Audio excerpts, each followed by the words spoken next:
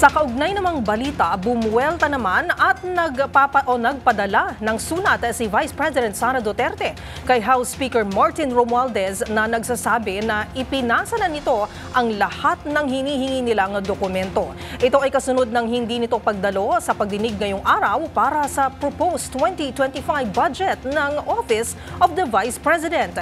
Narito ang ulat ni Henry Uri. Binuweltahan ni Vice President Sara Duterte si House Speaker Martin Romualdez at Congressman Elizalde Co, Chairman ng House Committee on Appropriations. Sa pahayag ng Vice President ngayong umaga, sinabi nito na sina Romualdez at Co lamang ang nagko-control ng pambansang budget.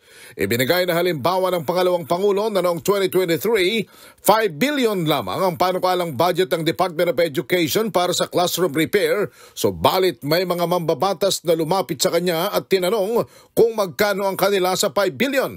Paliwanag ng Vice President, hindi siya pumayag noon dahil wala naman siyang karanasan sa ganyang bagay. Kaya laking gulat nito na noong 2023 sa halip na 5 billion lamang ang budget sa classroom repair ay naging 15 billion ito. Pagdidiin ng Vice President, mga mambabatas ang nagdagdag ng 10 billion pesos para sa repair ng classroom kung saan hindi DepEd ang may control dito kundi sina Speaker Martin Romualdez at Congressman Saldi Co. Nagulat ako, may humingi. Magkano ba ang amin dyan? Magkano ba ang amin dyan? So sinabi ko, hindi pwede ito. Kasi ang mangyayari nito, hindi magagawa ng Department of Education ang trabaho namin na mag-construct ng classroom ayon sa classroom backlog at sa prioritization base sa backlog at sa classroom construction.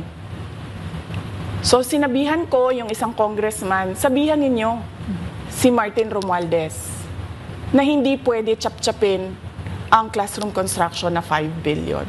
Kaya kung makikita ninyo sa budget proposal na approved ng Office of the President, 5 billion yon. Pero nung lumabas yung GAA o yung budget approved noong 2023, naging 15 billion siya. Dahil hindi nga ako pumayag na kunin yung 5 billion, dinagdagan nila ng 10 billion. Para sa MBC Network News, Henry Uri, una sa Pilipinas, una sa Pilipino.